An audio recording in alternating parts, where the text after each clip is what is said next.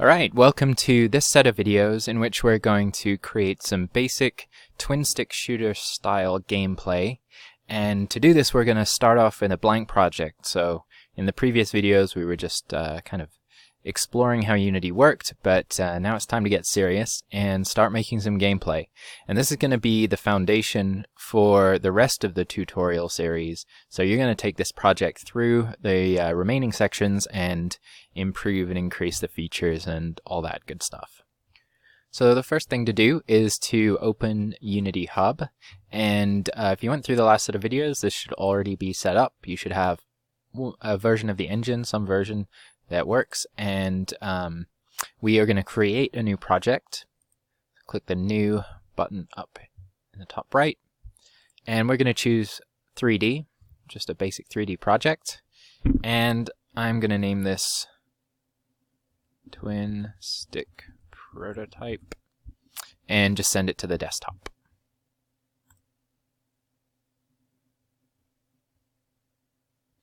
Okay, so once Unity has started up, we can adjust the interface, and I've got the console over here. That's going to be important when we start putting in some scripting, and any errors that get generated will get displayed there. I also have my scene and my game view side by side, so I can kind of see what's happening in both. I'm going to change one feature of the game view.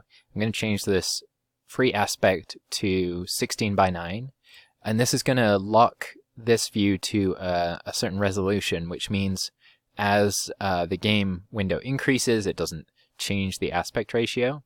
This isn't super useful right now, but it's when you go to build your game, or even when you're working on UI elements, it's much better to have something set here so that you have some idea of how it's going to look on the machine that the user is playing. So before we get into building out our environment and creating gameplay, I'm going to do some organization in my project. And one of the first things I want to do is create some folders that are going to be used as I kind of build this gameplay up. So I'm going to right click in project and create a new folder, and that's going to be called scripts. I'm going to do the same thing again, create a folder called prefabs. And then finally I'm going to create one more folder called materials. So materials we covered in the last videos, but we'll go through that process again. Prefabs you haven't experienced yet, but I'll tell you all about what they are and how useful they are. And then scripts are going to contain our scripting files. Okay, so the basic elements of a twin-stick shooter game are top-down camera perspective and a character that can move along the environment left or right, or up or down through the environment. Sometimes they have jumping mechanics, but usually you're just translating around the environment and then aiming to shoot objects or enemies that are in the scene. So the first thing I want to do is kind of construct the basics of the environment, and this is kind of it's called a process called whiteboxing, where you create an environment out of simple primitive shapes, and just to test gameplay and see how levels operate. So to do this, I want to create some new game objects inside of my hierarchy. I'm going to go up to the Create menu and choose 3D Object, and then choose a plane. And I'm going to rename this to be ground. So as you might have guessed, this is our ground plane. This is going to be the foundation for kind of the level, and the player will traverse this.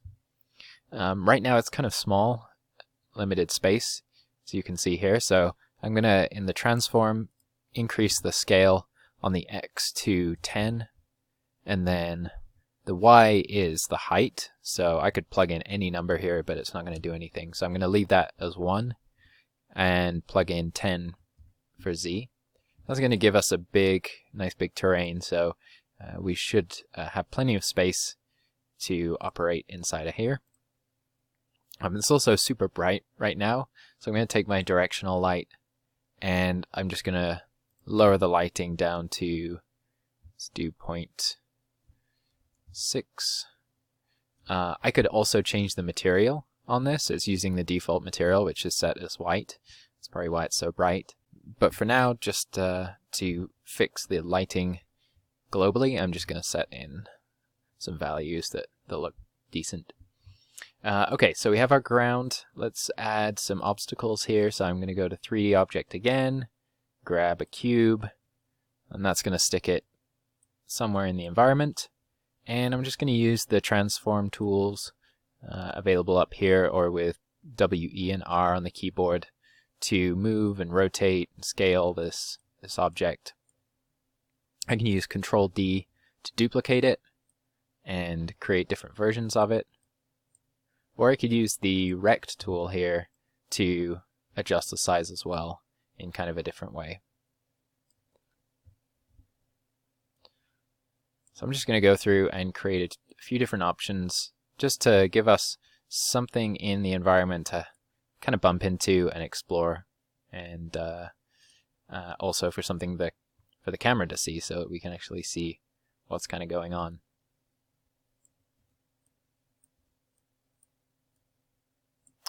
Okay, so as I said, twin stick shooter gameplay is all about kind of looking from the top down towards your character and getting sort of a bird's eye view of the challenges and threats that are surrounding them. So what I want to do here is adjust my camera, which is currently just looking into the scene, kind of like a first-person perspective. I want to adjust the position of this and the rotation so that I can achieve that top-down camera angle. So if I select the camera and I move it up, that's pretty good. Let's move it up to 10, and then let's rotate it. Oops. Let's rotate it on the x-axis, so I'm just looking straight down now. And you can choose whether you want something that's looking perfectly straight down, so 90 degrees down, or something that's a little more angled, like at 45. And let's also adjust our lighting just a little bit to get some more shadows. And click the global button. Make sure it's on global rotation here. Okay, I can see the shadows a little bit better now. These objects are popping out. So our camera's kind of set. You can adjust these properties if you like. You can also adjust the field of view. So if you want something that's more zoomed in or kind of a wide angle view, you can do that. And some of these other options, if you wanted to make an isometric game, actually this is kind of cool, you can change the projection to orthographic. And it's a little bit hard to see, but with orthographic projection, perspective doesn't apply. So I can move this cube closer or further away from the camera, but it doesn't scale in size as you would expect with perspective. This creates kind of a flattened 2D effect. Let's go back to the camera and change it back to perspective. Okay, so now we have our camera set up and some environment obstacles to interact with. Let's go ahead and create the player character and set up the code to be able to move that character around. So as we explored in the last video, creating custom behavior on an object in the game requires you to create a script and to add that script to whatever game object you want to give that functionality to. So the first thing we need in the scene is kind of a visual representation of our character, and we're going to do this in the same way that we did in the last set of videos by creating a new primitive shape. So go up to the Create menu, and this time I want to choose 3D Object, and I'm going to choose a capsule. So a capsule is, as you can see here, kind of a oblong pill looking shape, and right now it's floating above the ground, so you want to adjust this. You can put zeros for the X and the Z to put it in the center, and then if you put 1 in the Y, it's going to set it perfectly on the ground. So a capsule is used for character controllers and 3D character controllers a lot because it has certain properties that are kind of nice to have. Notice how the bottom and the top of the capsule are rounded. This helps if you had bumps in the terrain, if it was a rocky terrain or something like that, or if you had ramps in your environment and you wanted the character to be able to kind of roll over bumps and not get stuck. And it's kind of a common problem and a really bad headache in gameplay when your character gets caught on something you can't see and you're frustrated that you can't move them around. So using a capsule avoids a lot of those problems. You could also use a sphere or you could use a box collider, but again, with those corners, you're going to run into both bumps on the ground and then with a box collider, possibly get caught on corners as well. So a capsule is nice and rounded and is kind of the same shape as a humanoid character, so it does a decent job of providing collisions for humanoid type avatars. Okay, so you can see here that I'm just grabbing the character and moving it back and forth on the x-axis and moving it back and forth on the y-axis, or sorry, the z-axis.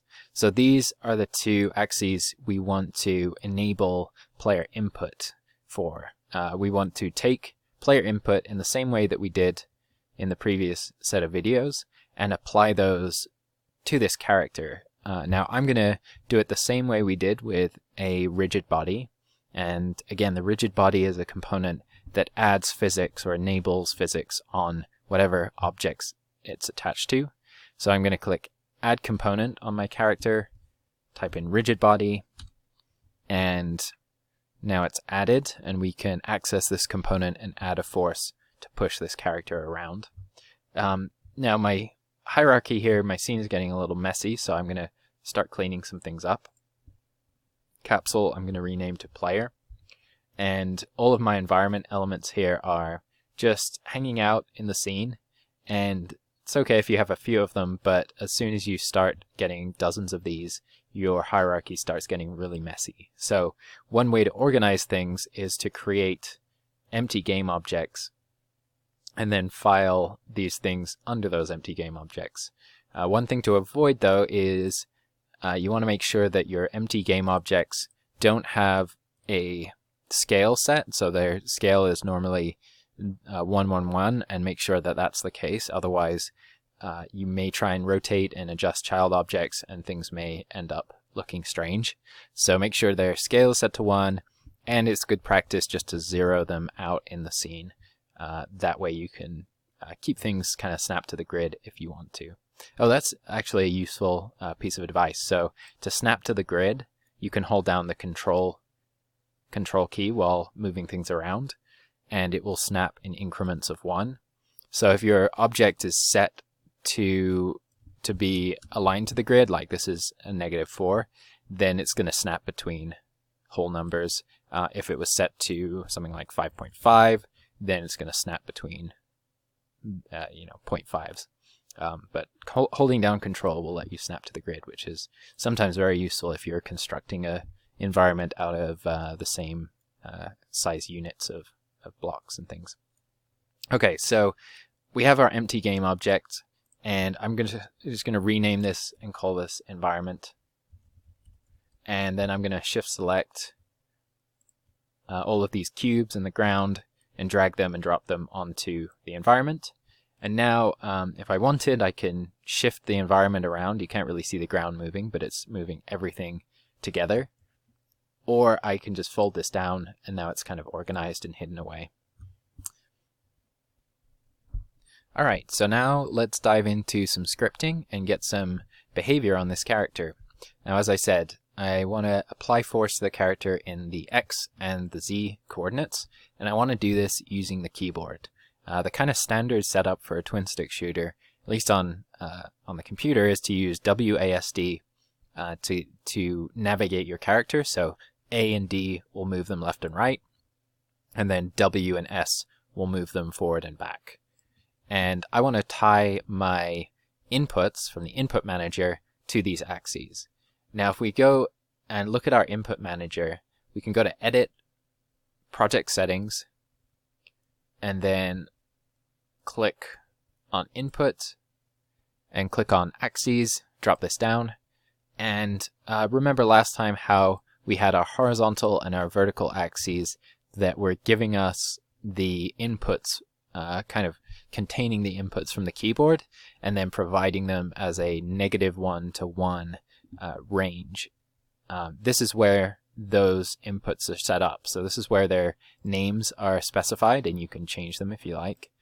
This is where their keys are set up. So these correspond to the arrow keys. A and D obviously correspond to the A and D keys. And then gravity and sensitivity.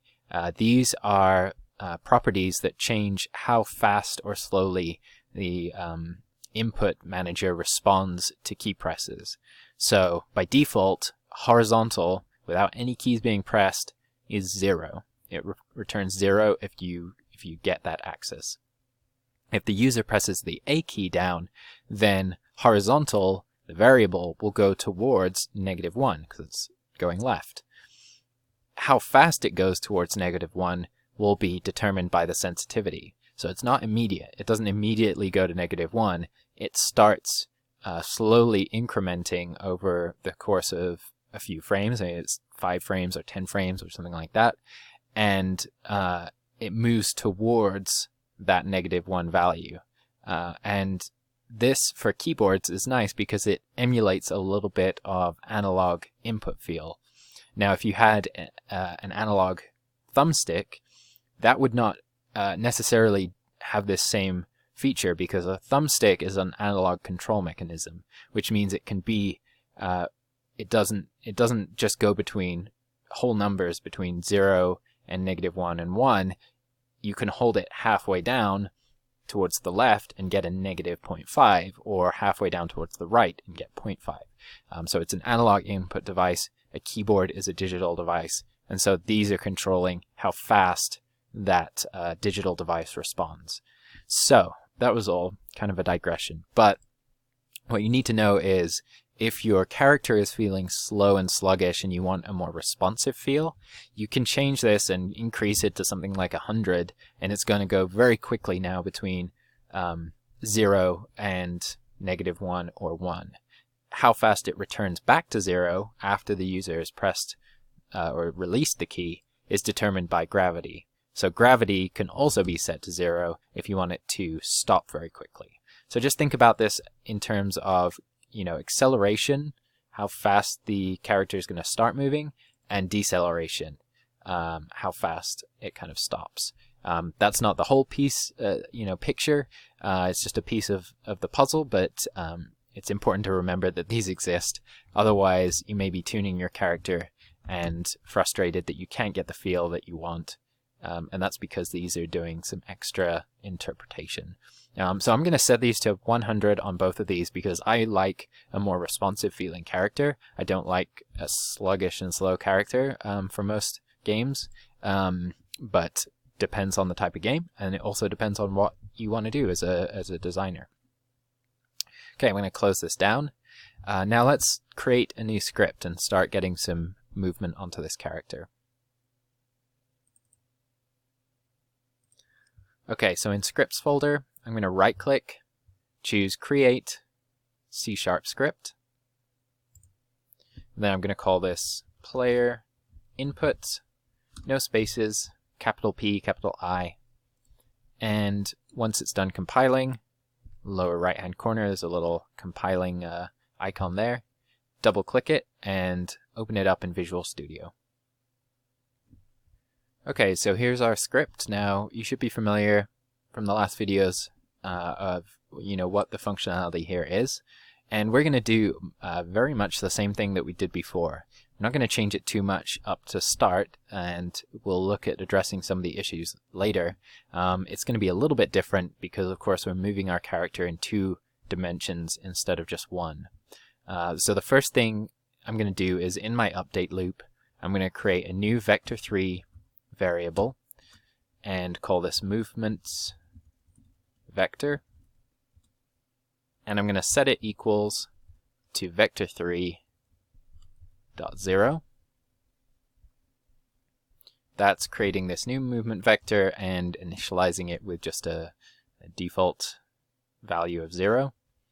Now next I'm going to access the 2 components of this, And remember, our two components are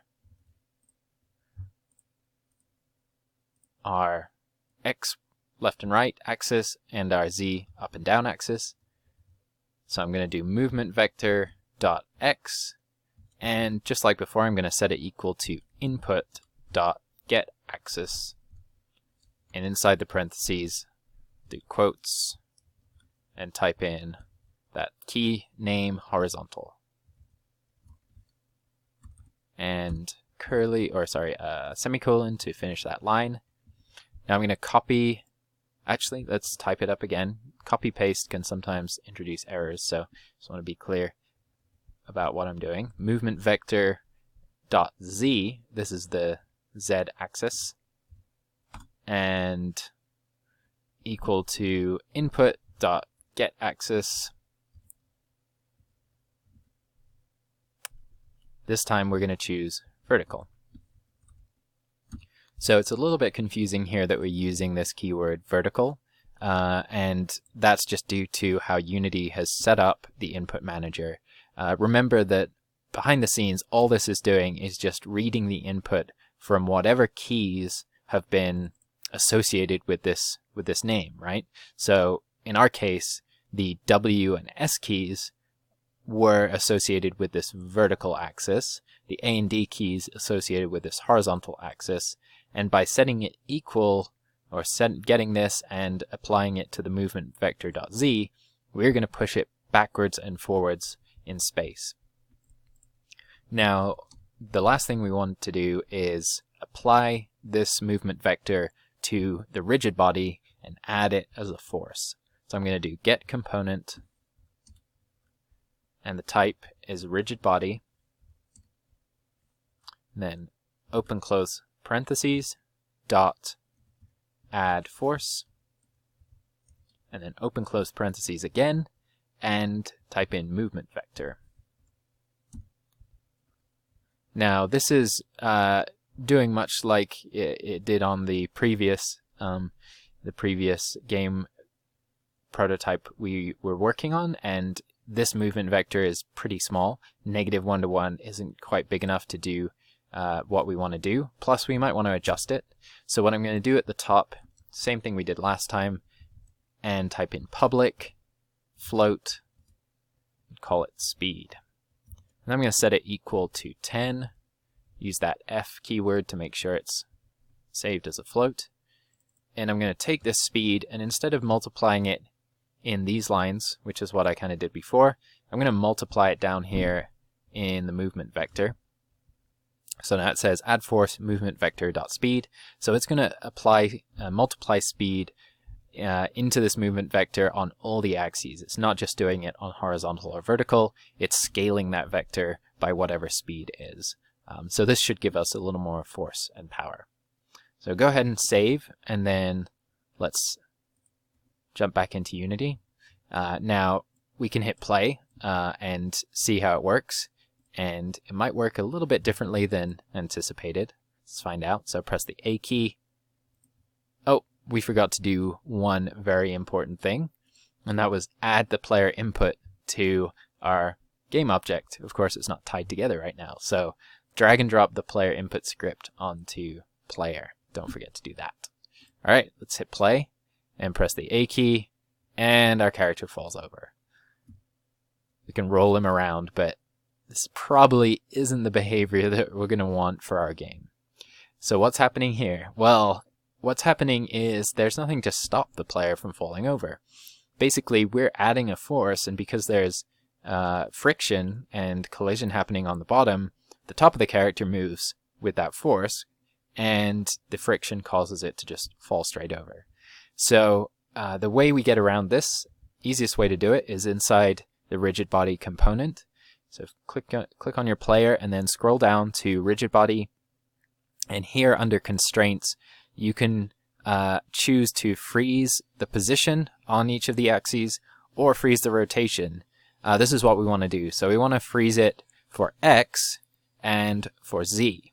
Now Y we're going to leave unchecked because Y is our straight up and down arrow, and it's going to control our rotation, and so freezing it on the Y axis is not going to be what we want. So let's hit play and see if this works. Excellent. So the character is feeling okay to start. Now you can adjust things.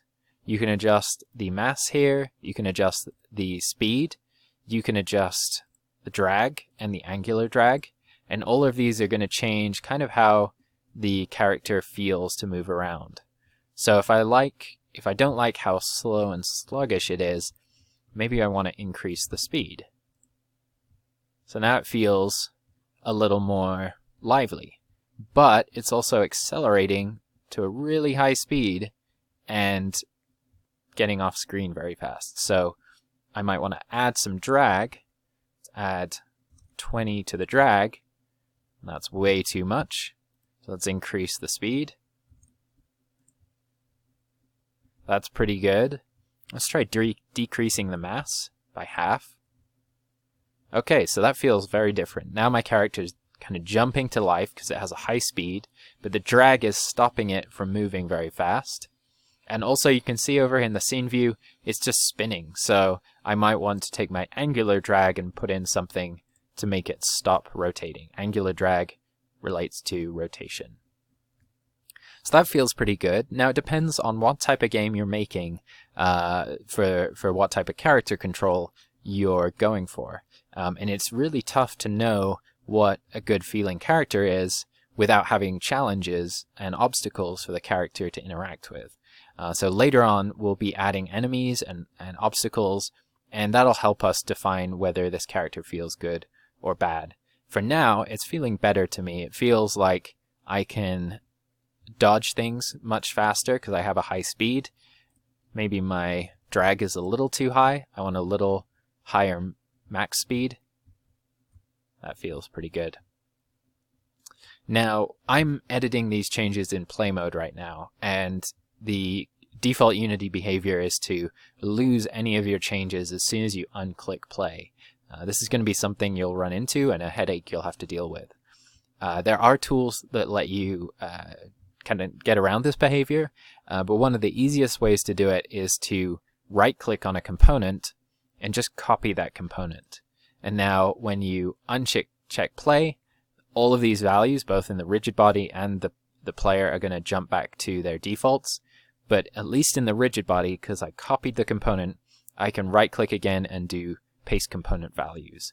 And now I have 0.5, 15, and 5 in my settings here, and I just have to remember that my speed was set to 50. So now when I hit play, I'm back up and running. I can bump into stuff.